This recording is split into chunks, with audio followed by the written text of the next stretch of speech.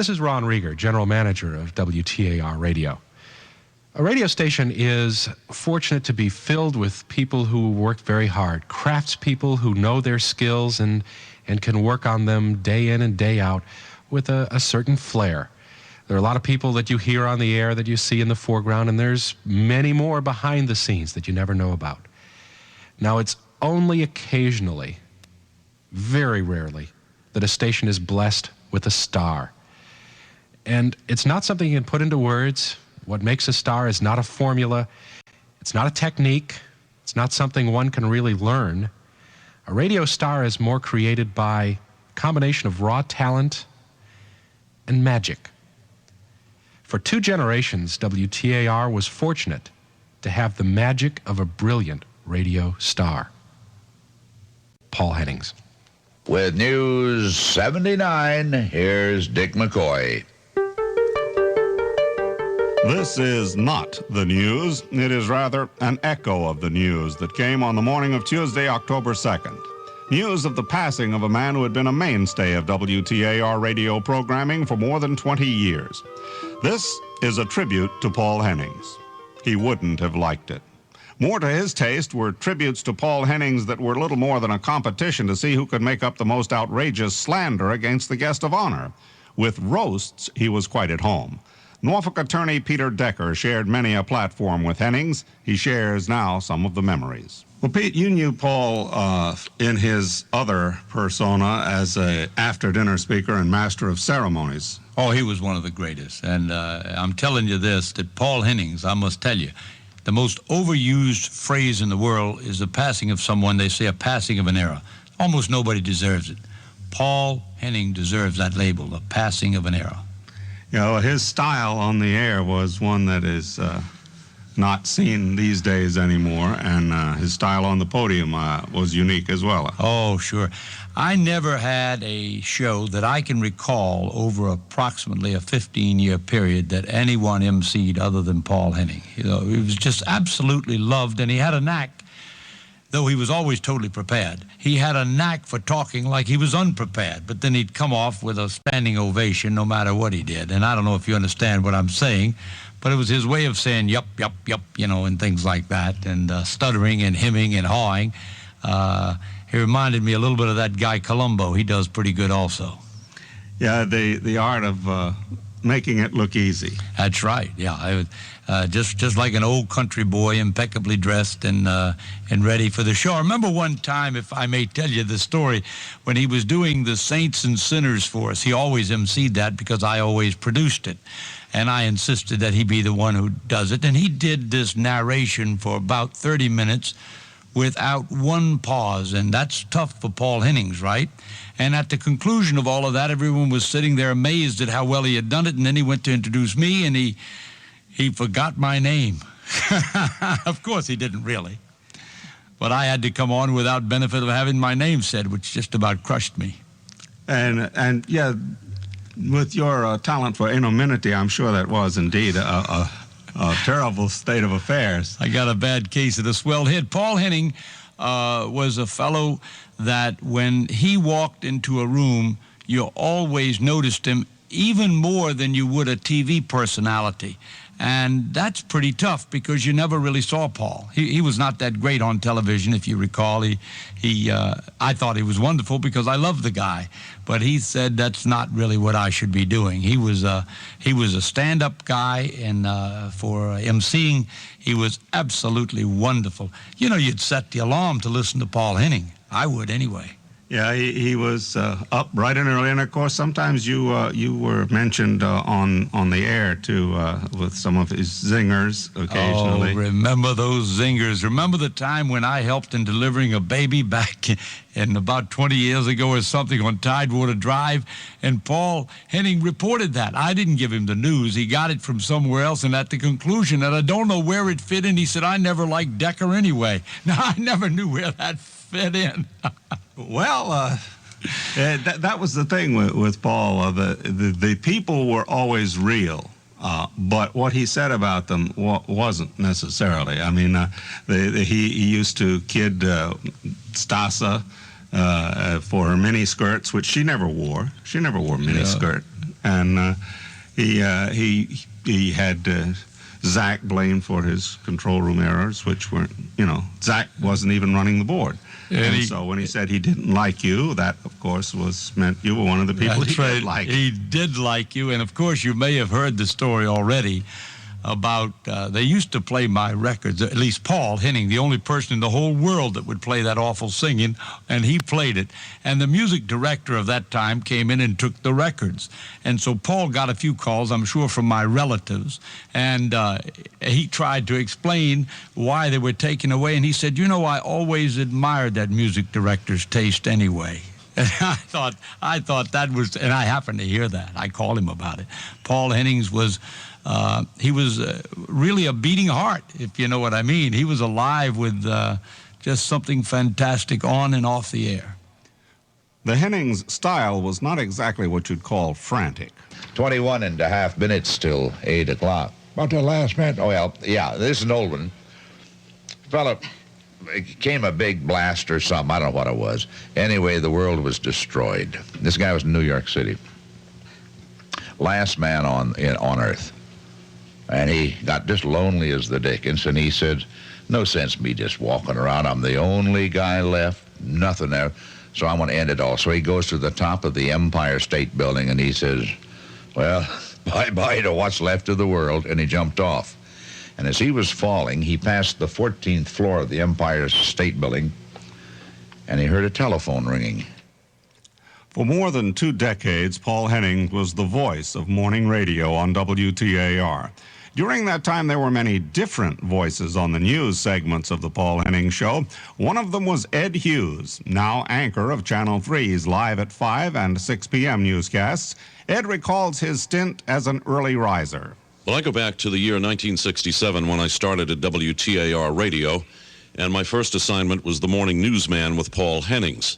And at that time, I was called into the office by the president and general manager, Mr. Lee Kitchen, and the only thing he told me was that in order to retain my employment at WTAR Radio, the only thing I had to do was get along with Paul.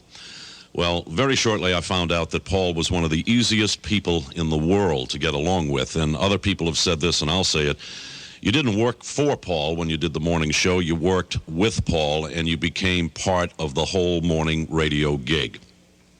But the thing that I will always remember about him was his stamina. Let's face it, morning radio has some hellacious hours. You get up at 3:30, 4 o'clock in the morning, and you work till midday.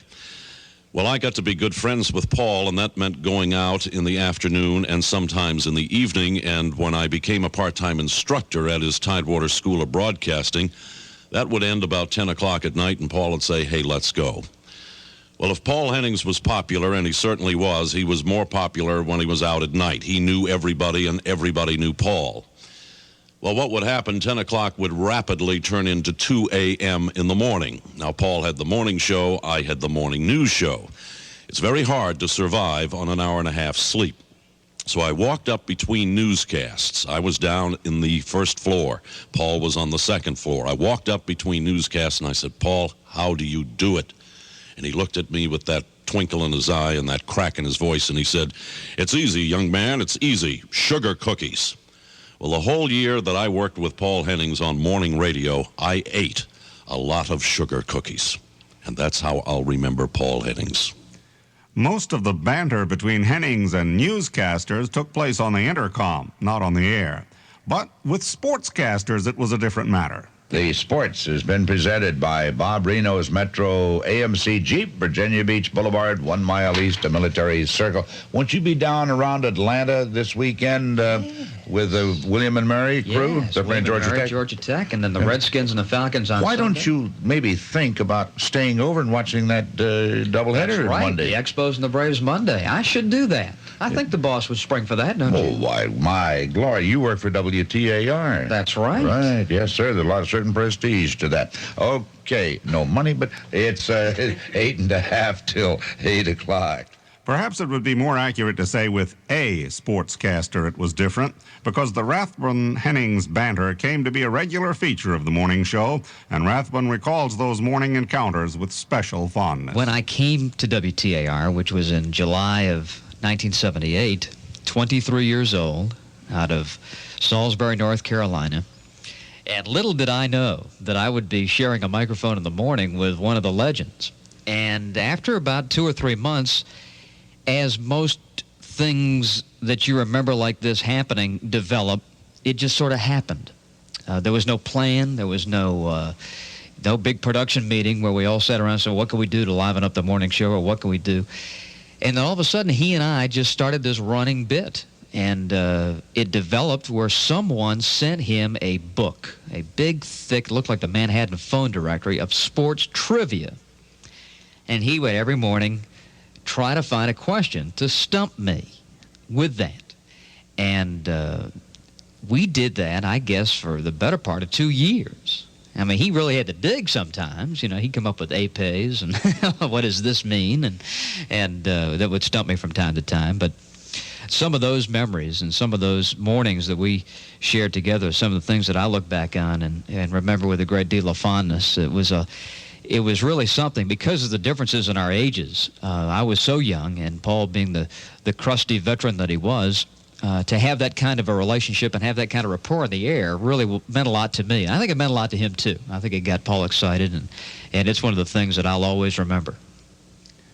Yeah, I know you carried that over sometimes on the speakers' platforms. I noticed a couple of times there would be roasts, and you would always be roasting him, or it was his turn to roast you. And it was one of the interesting things about Paul, that all of the people that he really spent a lot of time making fun of were the people that he was closest to. Yeah, there's no question about that. We did a lot of benefits together, these roasts that you talk about, and I would always question his athletic integrity and ability, and he would always wonder if I got my degree from a correspondence school. But we did a lot of that together. Paul, as you know, was very much involved in a lot of community work and charity work, along with Pete Decker and a lot of his good friends in town, and yeah, we had a lot of great fun. Yeah, impediment in your speech. Of course, I'll tell you one thing. I had lunch the other day with Bob Rathbun. When it comes to paying that check, he has an impediment in his reach. I'll tell you that. That guy can out-fumble. He could oh, good glory. Oh, good glory was about as close to an expletive as you'd be likely to encounter on the morning show. There was a segment Hennings called Dirty Hour. It was the first hour, the earliest hour. That was Dirty Hour, Paul confided to his listeners, because the boss would never be up that early. Such naughtiness as might have occurred on Dirty Hour was more likely to have involved transgressions against corporate standards than community ones. No announce booth ever built was big enough to hold both Hennings and an inter-office memo, at least not comfortably. Larry Saunders, now Vice President and General Manager of 2WD, recalls his days as station manager of WTAR during the Hennings heyday. Well, I'll always remember Paul as a wonderful, delightful, social person. Unlike a lot of personalities and well-known people, and Paul was certainly that. He was a very social person who really went out into the community and did all the things that you want your broadcast personalities to do. Paul knew just about everybody in town, and he was just about everybody's friend. As far as radio is concerned, Paul was one of the best. But Paul always wanted to do it his way, and he usually turned out to be right, and you can't argue with the success that he had over the years. The one thing I do remember about Paul, and that we talked about often, was Paul could never tell the correct time of day. He used to come on the radio and say it was 7:15, even though it might only be 6:15. But we learned, and Paul's listeners learned, to know that that was just one of his great trademarks. And he did a wonderful job for so many years, and I know that I'm going to miss him, and I know a lot of other people will too. Of necessity, morning radio shows are loosely structured. You have to be ready to capitalize on targets of opportunity. Speaking of playing on words, good Lord, tell me, and it's true, I've had 3 calls, count them, this morning. United Virginia Bank, 7:23. United Virginia Bank is sponsoring that Ladies Professional Golf Association tour thing. It's going to be over at, Elizabeth Manor, I believe, next week or so. And in the commercial, that United Virginia Bank does to the plug, says, free swinging women. And Hey, I heard one guy. I heard you're talking about some free swinging women. I said, no way. You know, and it was all that tone. There's desperate men out there. 24 minutes past 7. They're free swinging women. 25 minutes past 7 o'clock. I tell you, you got there in the wrong idea. You're going to have a golf club wrapped right around your neck. I'll tell you, those girls, they might say they're on the ball. Co-workers were grist for Hennings' mill, too, and the engineering department led the parade. Bob Rydell talked with a trio who thought they had behind-the-scenes jobs till Hennings came along. You know, probably one of the best-known names on the Paul Hennings show at WTAR was a fellow by the name of Zach Yates. Zach the engineer. Zach Yates joins us now to talk a little bit about Paul Hennings. And Zach, what was it like, first of all, working with Paul when you were actually handling the board for him? Well, Paul was one of a kind, you know. Uh-huh. And you just had to kind of roll with the punches and anticipate what he wanted. And whatever you did almost, he'd make something of it. Uh-huh. You know, and even if I did it wrong, as he said many times, he would make it come out. Now, later, when we began WTAR doing what's known as combo operating, that is, the announcer became his own engineer, and more often than not, you were, in fact, not in the studio. Sometimes you were at home when something would go wrong. He would still blame Zach, wouldn't he? He'd still blame you. Of course, he had to blame somebody, and I was his fault guy, and I was glad of it. It was great. We had a good time together, all of us. What do you think his appeal was to those listeners over those many decades? I don't know. I think the fact that he was just Paul. He wasn't pretentious. He didn't try to be something he wasn't. And he came on to the people. He communicated. And, of course, that's the name of our business. With Paul talking about you so much on the radio, and in effect, tongue-in-cheek, of course, blaming some of the things that went wrong technically on you, what kind of impact did that have on you in your life? Well, I tell you, Bob, I've always said that Paul, without a doubt, made me the most, not famous, but infamous non-personality in all of Tidewater. And I had repercussions of that anywhere I'd go. Uh-huh. And people would hear the name Zach, and they'd say, I don't believe it. I always had a good time anytime I went out.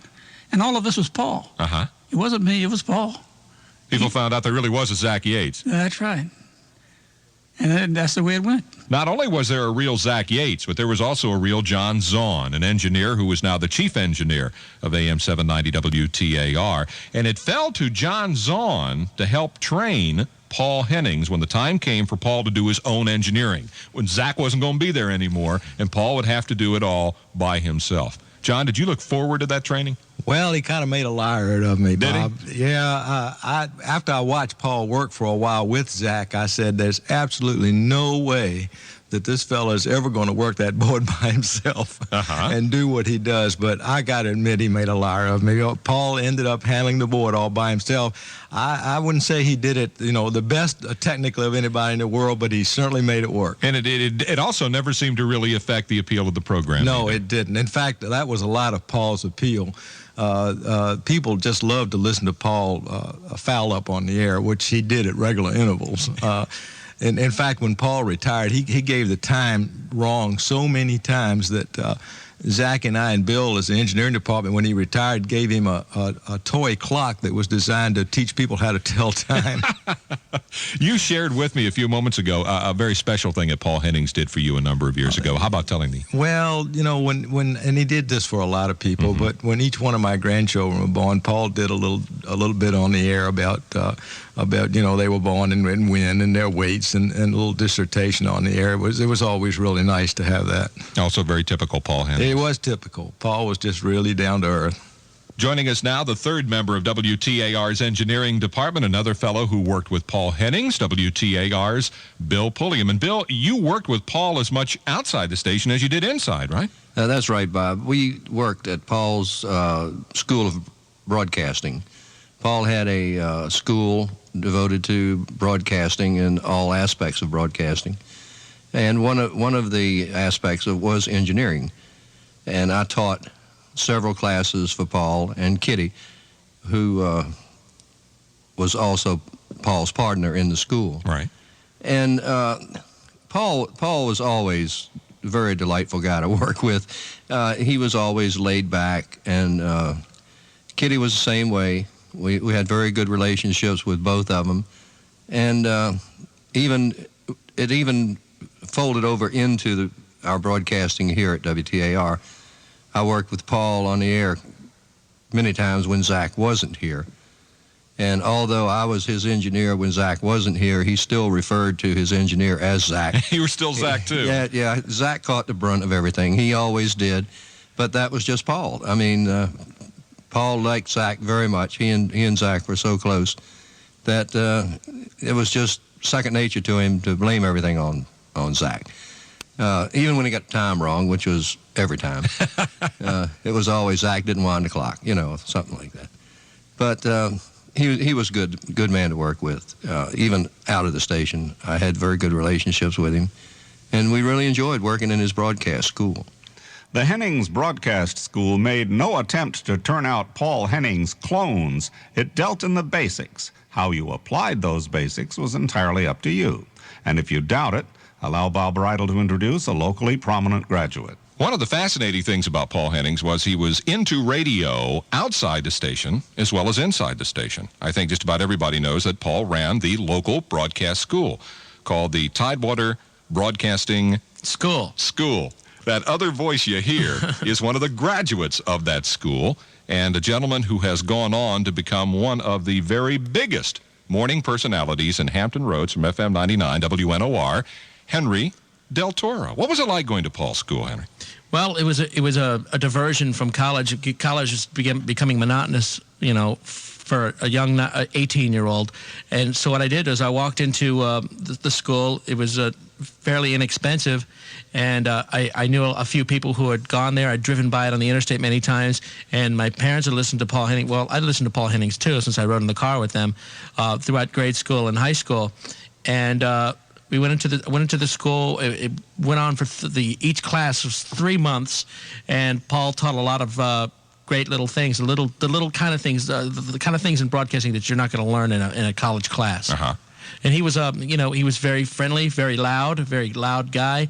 You could always he always had his cigarette burning, and Paul's always had a story about everything, which was good for a young broadcaster, because many young broadcasters aren't going to learn these things, or they learn when it's too late. And Paul gave you a lot of insights in the business. That's the best part about him. Did he have some kind of a follow-up system, like a test that you knew you were going to have to prove you could perform, or that you had absorbed what he had been teaching? I think, but with Paul's school was the fact that he taught you a lot of the basics. But if you didn't have what it really took, you weren't going to make it. And it wasn't because of Paul; it was because of yourself.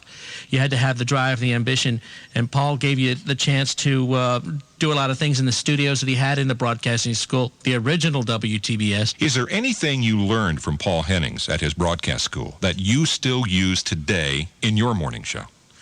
Well, Paul's style was very unorthodox, and I guess you could paint me unorthodox in a different manner. Paul was everybody's friend.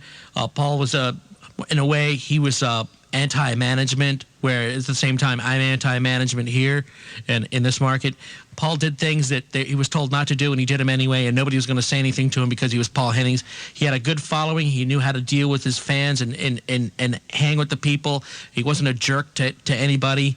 And those are the things that I picked up, because he was the biggest radio personality when I was growing up. He and Hopple and Lamb and all those guys, and that's what I learned from him. Also, enunciation, certain words that I always remember Paul telling me that the correct way to pronounce these words, like harass. Most people say harass, but Paul told you the true way to say the word. Harris.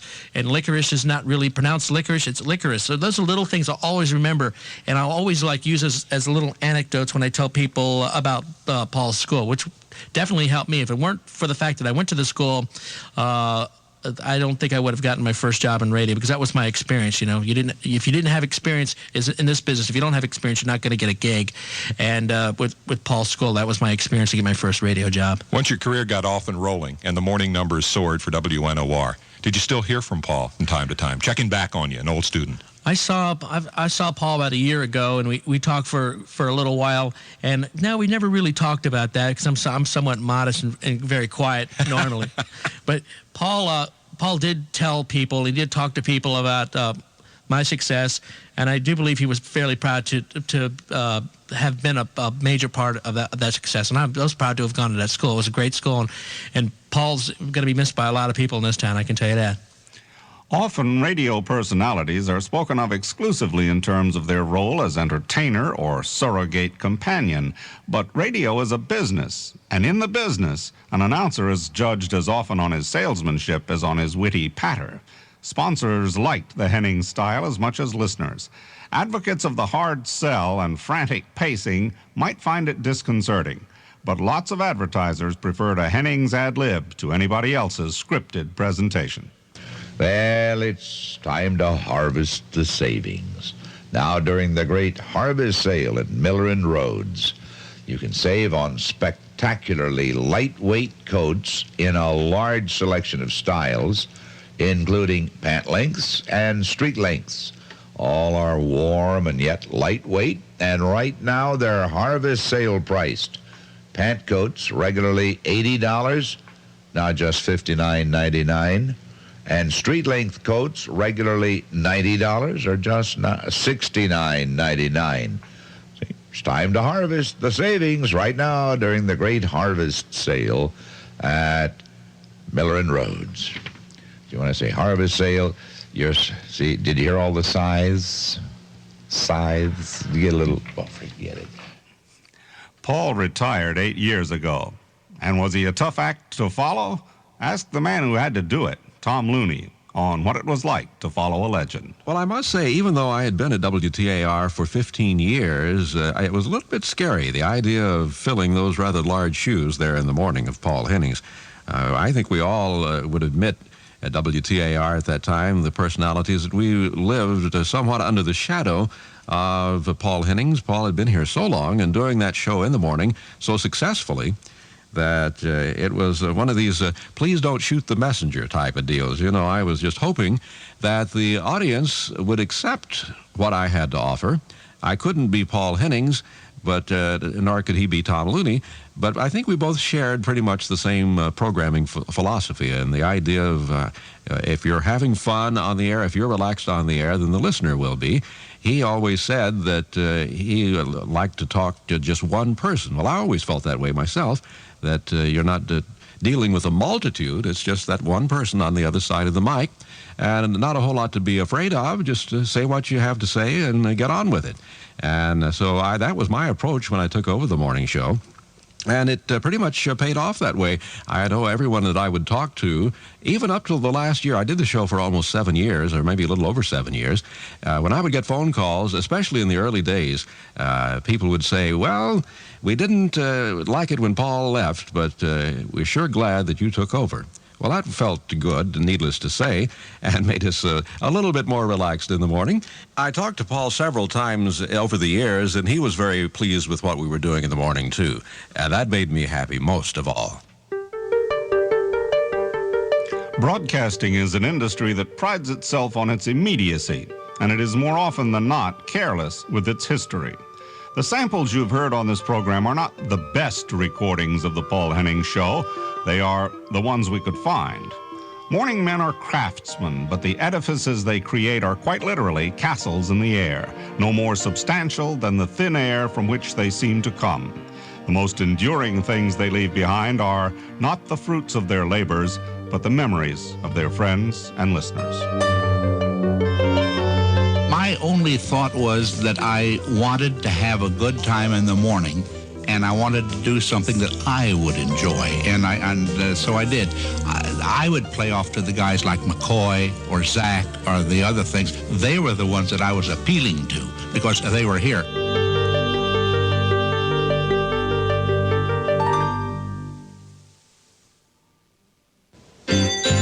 From the heart of Hampton Roads comes a feeling we all share.